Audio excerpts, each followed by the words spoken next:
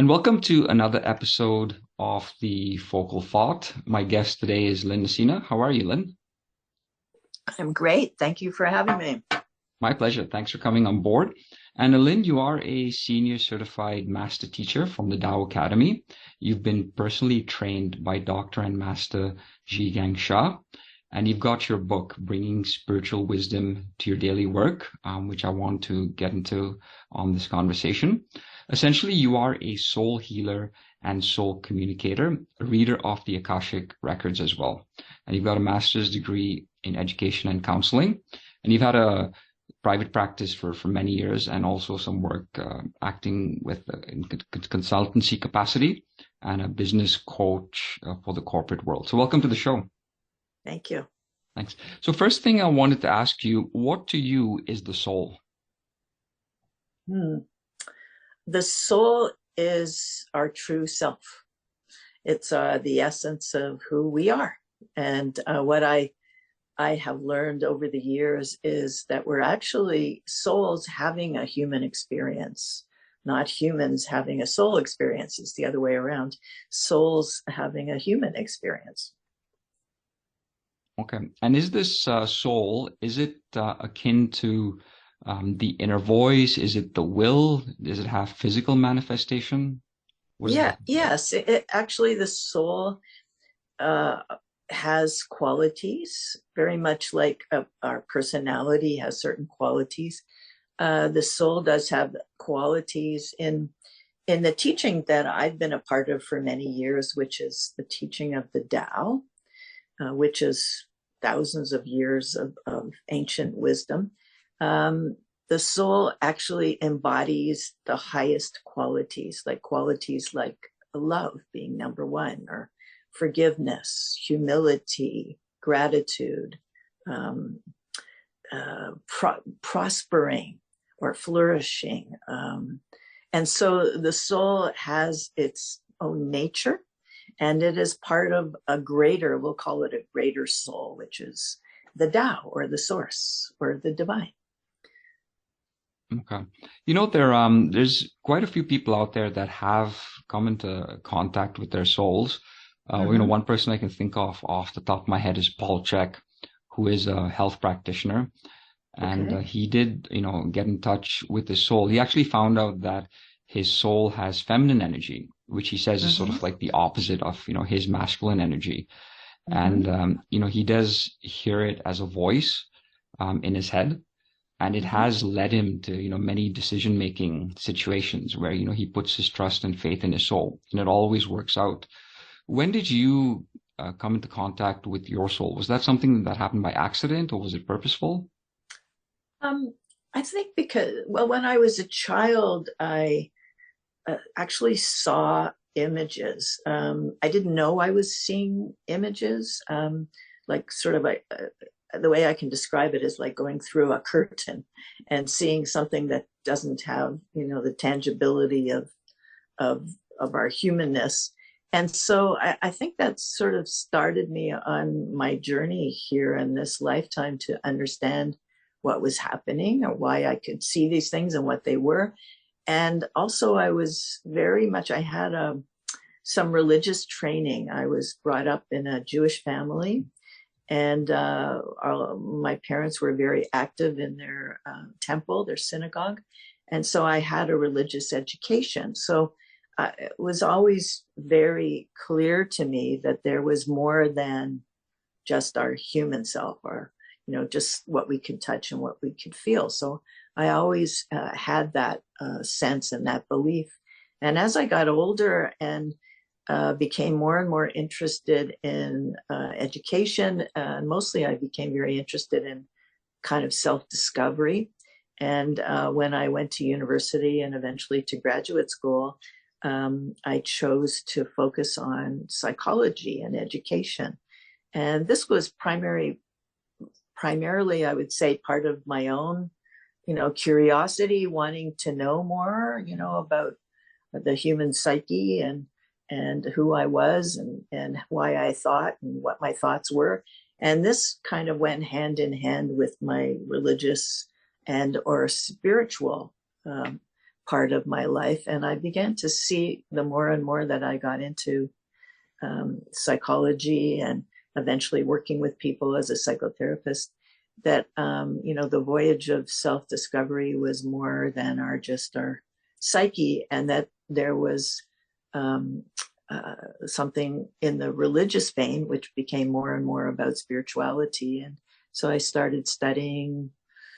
When I was a teenager, I started going to Buddhist temples and Hindu temples, and I went to church, and I was trying to discover what the common thread was running through all of this. And I'm sharing a lot at the moment, but I was always very curious. I always wanted to know. And so I think this connection with the soul was always there. I just didn't really know what it was. So I explored more and more, and I'm still doing that.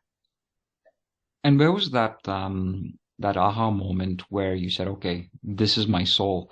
Did you recognize it as something that is a feeling or an inner voice maybe? Or Yes, I did actually, because when I was working with people doing counseling, I was very sensitive in the sense that I could almost hear what they were thinking, and I could feel what they were feeling. And that seemed to me that was more than just, knowing the protocols or how to do cognitive behavioral therapy, which is what I was trained to do. And so I had this sense of people, this felt sense of people, and this knowingness about people. And I tended to want to explore that more and more, and realize that it was really at a whole other level. It wasn't just my human senses. It was coming from another level, which I identified as spiritual or the soul. So I was connecting with that person with another set of senses. Let's put it that way. got it. Yeah, no, that definitely makes sense. I mean, in my own personal experience, it's not to the level where you're at, but one inkling, that sort of got me thinking about this was I had a friend, and we had sort of like a tiff, as friends might. And I had asked for forgiveness in my mind and in my heart. And it was very strange. In a second, that friend actually called on the phone, and everything was okay after that. And it's Right. almost that, we're so, as humans, concentrated on this earth level with our senses that we forget that there's a previous level out there, right? Like the level we come from, which you're calling that source energy.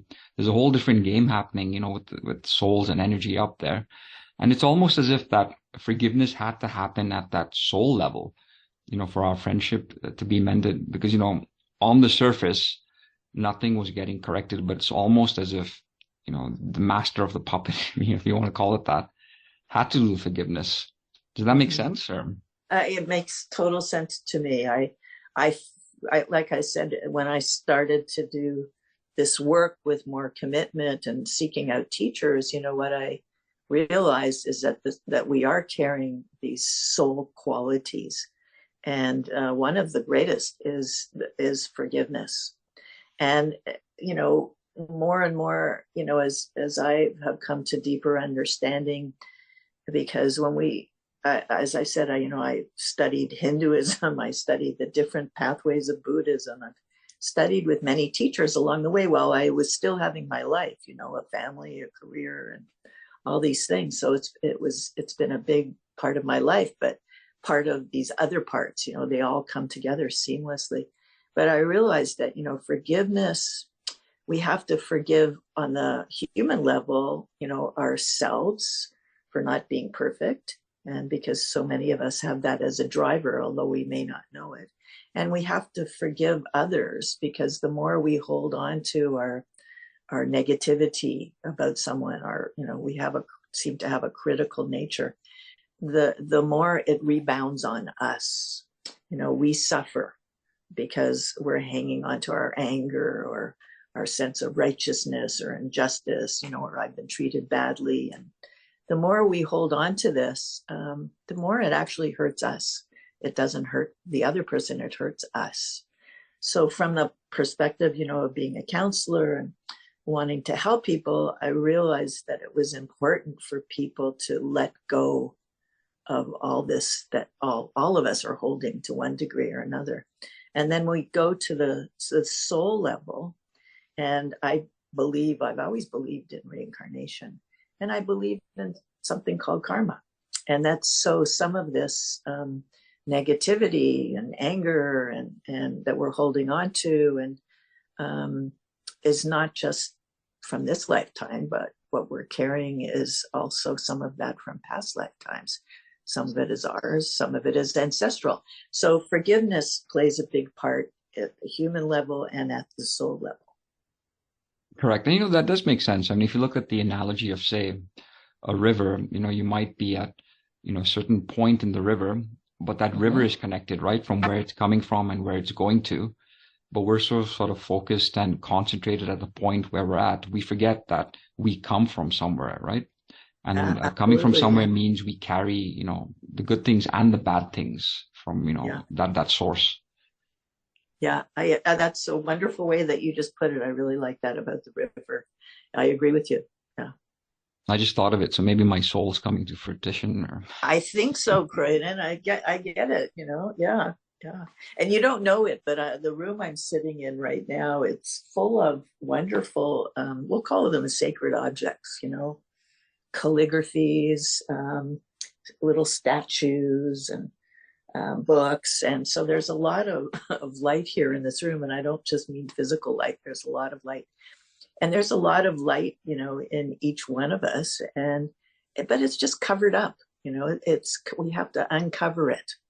It's because of I'm calling it karma. We can call it negative energy. We can call it a lot of things. But we're carrying so much of this negativity that it's like camouflaging or covering our light. And so as we begin to emerge, when our soul begins to emerge, that's why I call it our true self, then there's more light, So whatever you're picking up on, is coming from you, but maybe some of it is coming from what's going on all around me here. Sure. And we're born into this world starting from scratch. It's a reset that we have, and also it has to do with consciousness.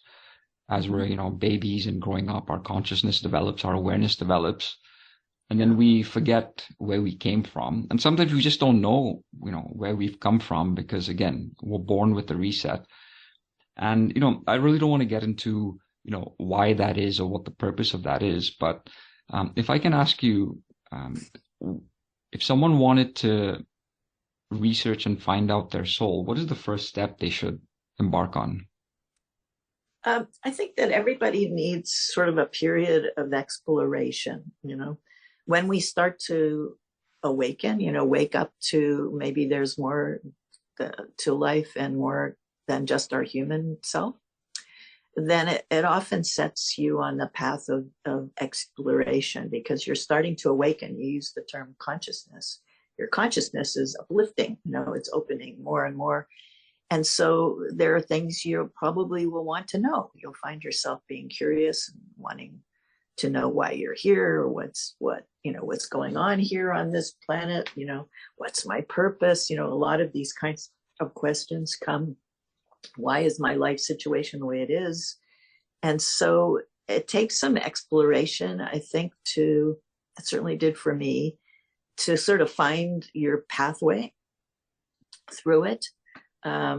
As I said, when I was young, I went to Buddhist temples and Hindu temples, and Zen temples, and churches, and I was exploring, I was looking, and I found there was a common thread through all of them, but I still was looking for teachers. I was looking for guidance and, a pathway.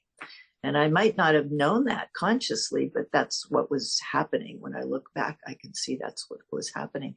So my suggestion to people is explore, pick up a book, online or a tangible book you can touch, but, and at the same time, you can start the process of connecting more deeply with your own soul. So another way to do that, or another thing you can do, is start to learn about meditation. And meditation is there's probably 100 different ways to meditate, maybe more. But you may seek out, many of them. Some are for relaxation, some are for the purpose of kind of deepening your spiritual journey. But meditation, whatever form you select, and I suggest that you go out and learn more than one methodology, will help you to sort of quiet yourself so that you can begin to be more connected, aligned with your soul. And then at a certain point, you may take more notice of the guidance that you are receiving, because your soul is speaking to you all the time. We're just not always paying attention. So that's a couple of things that I would do. Go out, explore, read, meet people, go to seminars online and in person, and start to do some meditation to bring some quiet and peace within so you can connect to your soul. Any idea why the soul might not proactively connect with you rather than say you go out and, try to connect with your soul? Because Well, the your soul soul seems is to be the forbearing energy, right? Yeah. Well, the soul is connecting with you. We're not paying attention. And, you said, people hear voices. I've worked with a lot of people that hear voices, but sometimes they're labeled as something else, not normal. But so there's a fine line there. But I believe that the soul is always connecting to us, our consciousness. But it's like we're covered in this kind of film, or however you want to describe it. And we have to sort of, people often use that image of the onion, the peeling away the layers of the onion. And at the heart of that is your soul. So we have to get through some of the human stuff, our own thoughts, for instance. Our thinking is a big barrier. We ask ourselves, is this crazy? What's going on? Is there really a soul? People will think I'm nuts or whatever. But people have all kinds of judgments about themselves. So it's our thinking, really, and our emotions that get in the way. And that's our human self, our human nature, that stops us from connecting to our soul. So we have to peel that away piece by piece so we can have that deeper connection. And then we'll be able to really hear the voice of our soul. Got it. No, that definitely makes sense. I mean, as I mentioned, we are born into noise. And like you're saying, if you use the techniques of meditation, you can calm yourself, you can become more aware of, the noise that's happening around you, and get underneath that noise and pay more attention to, intuition and, the subtle energies, that are within you, and then try to connect that way. I agree. And then you can go deeper. Once you sort of start down that path, you can go deeper. And like I said, there's hundreds of forms of meditation, and you'll seek out, the teachers, and you'll find the methodologies, the pathways that will help you have a clearer, channel to the soul.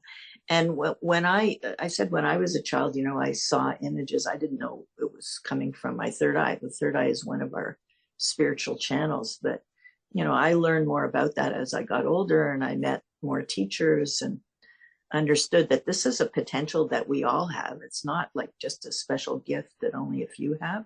We all can open our spiritual channels because they actually shut down when we're quite young, around 4 or 5, and we get conditioned into our human experience. In psychology, they call it conditioning. And so you start to lose that you already have, which is this connection to the soul, to your soul, and in fact, to all souls. And so those channels start to shut down, sometimes not entirely. So you may still have glimpses, like I did as a child, see images, maybe have this sensitivity to people. But as we, start to explore more and more, we can, let's say, glue that connection back together again. In other words, it's not completely gone. We just have to revitalize it. And then we're able to, the spiritual channels will start to open again. Got it. Do you find, is it that different souls have different unique energy personalities, or is it all the same energy source? I think it's all the same source, but I think that individual souls, like human beings, have, maybe we'll call them, they can be like personalities. Certainly, when you start to have that soul connection do communication with deliberateness, to other souls, you find out that there are certain qualities that they have that are more pronounced than others. For some, they have this great compassion. And for some, they are, let's say, more creative, that there are things that they can help you with to sort of create in your life. It's not exactly the same as a human personality, but let's say there's specialities, that those souls have, because they have tasks or purposes, right? So, yeah. Got it. And do you find that just human beings have souls, or do animals have souls? Do inanimate objects have souls as well? Mountains and tables, things like that. I think everything and everyone has a soul, and that's been a revelation as well. I can certainly say animals do. I have animals, and I know they have souls, but definitely everything and everyone has a soul. But there are different layers or different levels. So let's say they're what we call consciousness. There are different levels of consciousness or different layers. And this is very much, you can find the descriptions of the different levels and different layers of the soul in different teachings, mostly ancient teachings. It's there in the Buddhist teachings for sure. Oh, wow. Okay. And then you did write your book, Bringing Spiritual Wisdom to Your Daily Work. What was the main reason for writing that? Was it just to sort of encapsulate everything you had learned so far, or did you have a purpose, that you wanted to bring out in that book? Or? Yeah, well, I've had this varied career, and I was for a very long time, I'm not doing it anymore, but I did it for most of my, adult life. I had, on the one hand, I was doing counseling and I was doing coaching, and I was working with a lot of people, including police officers, executives, all kinds of people. And then on the other hand, I had this career where I was a management consultant and sometimes a senior manager in different companies.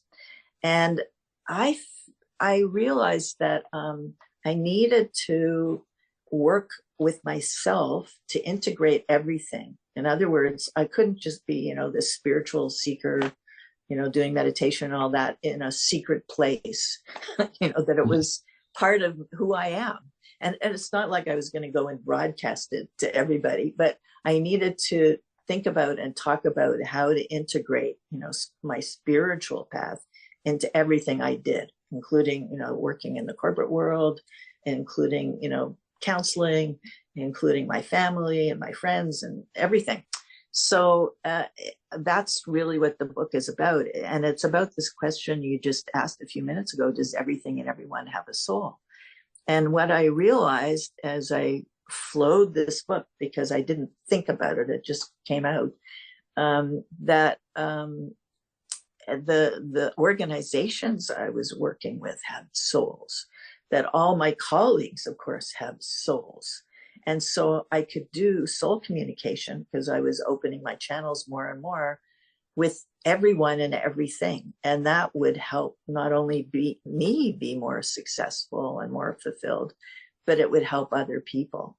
So the Bringing Spiritual Wisdom to Your Daily Work is about really integrating your spiritual journey and what you're learning and the practices in your whole life. And it even in my life, I would do a soul communication before I would go to a meeting, and I still do this.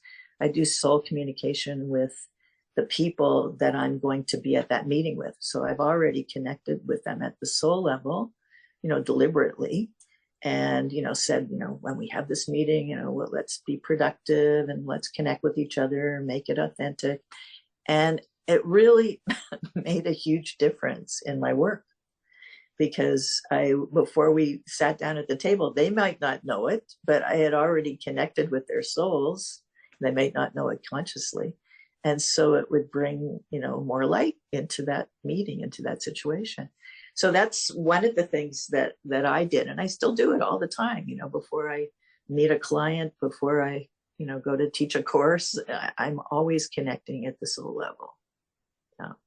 And how do you connect with someone's soul? Is it like meditation, or is it reflection? When I brought up that example of forgiveness, it was just sort of like a thought that I had on a higher dimension. It was almost like a feeling thought. It wasn't intellectual, in any capacity. Is it something like that, or? Yes, it's very much like that. And but it's there's a technology here.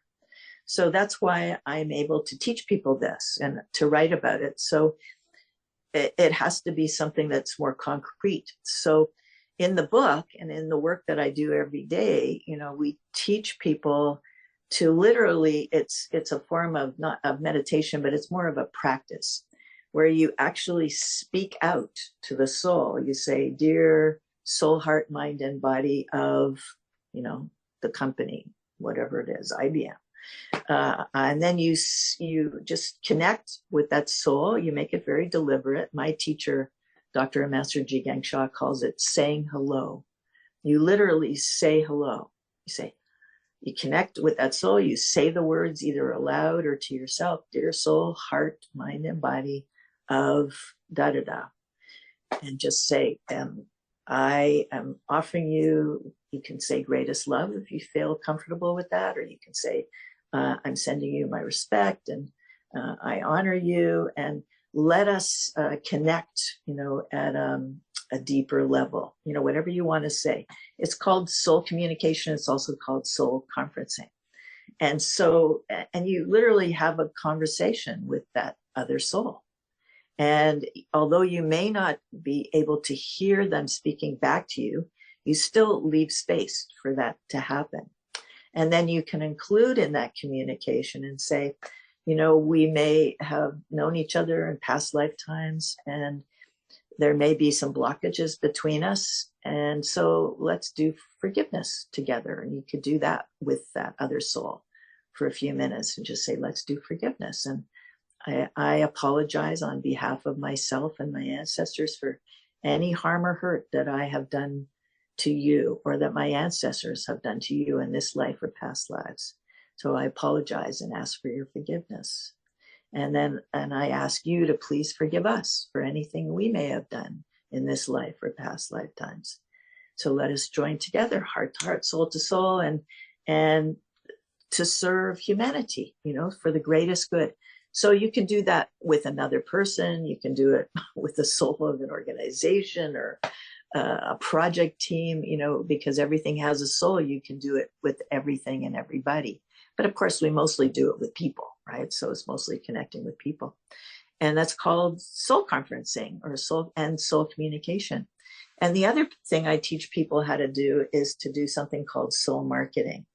Whereas, we have a lot of ways to do physical human marketing for our company, for our business, whatever we're doing. But we can also do soul marketing and connect with the souls of our customers, our potential customers, people that will want to receive what it is that we're teaching or training. So that's called soul marketing. So we're connecting soul to soul, heart to heart. So those are just a few of those things, the things that I share in the book, but I also teach people about how to do this. And it's amazing what happens. It's really amazing. I've seen it work very, very well. Yeah. That's great. And for fear of causing any chaos, can you influence a soul for ill will? Or at that level, is it all good energy? I would never do that. I'm sure, I know that it's possible to do that, but then when you're doing that, because I think of this, of course, from the perspective of karma. I mean, if you're wanting to cause somebody else harm, and people do that, it's amazing how many people do it. People put curses on others and all kinds of negative things. I mean, your intentionality is the major part, or one of the major parts of the journey. So the whole sense of connecting with your soul and the source, which is the source of all souls, is to go to your highest nature, not to your lowest nature. And if we're causing pain and harm to others, or we want to, then that's what we call in human terms going low. And the soul journey is all about going high, not going low. So yes, there have been people misuse things all the time, and they just cause themselves a great deal of harm for their soul journey. They think they're harming others, and they are, but in the end, they're also harming themselves the most. Got it. Yeah. I'm glad there's the karma police out there. There is definitely the karma police. I'm telling you, it's true. Yeah. Yeah. And with the soul, I mean, we're talking about things that have physical manifestations like human beings, inanimate objects, animals. You did mention, organizations.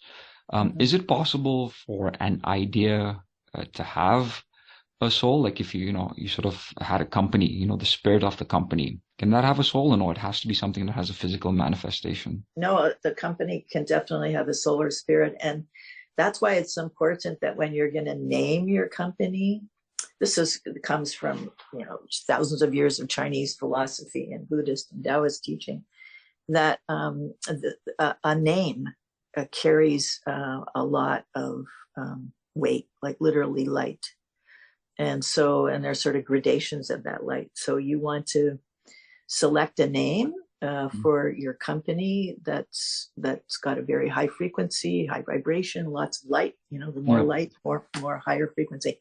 So yes, a name is important, and it will affect, of course, the soul of that company, and also your intention. I mean, if you're going to create a business or a company, you have to ask yourself what your intention is. Is your intention for service, to help people?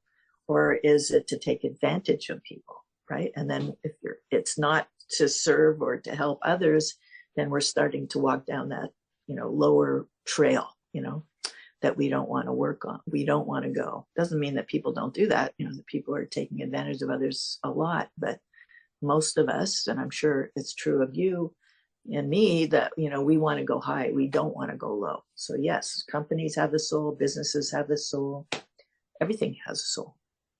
Wow, that's amazing. I wish I had learned this when I was very young. It would have definitely altered the trajectory of my life. Me Well, maybe too. now is the time to learn it. Exactly. Timing is everything. Me too. I mean, yeah, it's divine timing. When it's right, it's right. And I can imagine once you get into this, the amount of peace it brings you, confidence, happiness, it's unlimited, right? Yes, but it also, people talk about, as you awaken further on your journey, you go through purification. It's all about purifying, your soul, heart, mind, and body, because you're carrying a lot of blockages. And so my teacher, Master Sha, one of the first things he said when I met him was, no pain, no gain. So it's the same in our human life. We're going to be tested. We're going to be challenged. So it's how you meet those challenges that's important, with gratitude and, know that it's an opportunity. But the soul journey is not an easy journey. But are there moments of bliss and peace? And do they get longer and longer as you go along? I think so. That's definitely my experience. But I don't think the testing stops either, because there's always more levels. There's always more to go. No, definitely. And that's the law of infinity, right? As it goes outward, it goes outward. As it goes inward, it goes more inward. And I mean, that's a belief I have, that the universe exists according to infinity. And there's comfort in that, because it's just a ongoing process. You're never at the end point, and success is in the journey. I couldn't agree with you more. Success is in the journey, and it's a hard journey, and that's why we don't. If we're very lucky and we seek out others that are, that we can walk through it with, hand in hand. Ram Dass once said, who was a very wonderful spiritual teacher, transitioned a few years ago. He said, the spiritual journey is that all of us are walking each other home. Nice. And I've always loved that, and so you seek out people that you can connect with. You may find that, the people that are in your life are not on board with you. Doesn't mean we ignore them or we forsake them, but it's important to find others that you can have these kind of conversations with, just like we're having now. No, that's great. And, once again, thanks again for coming on the podcast and, sharing your work with us. And I will put contact information in the show notes so that, people have more questions or want to find out more about you. They can go ahead and seek that out. So once again, thanks again, Lynne, and I wish you all the best. Thank you so much.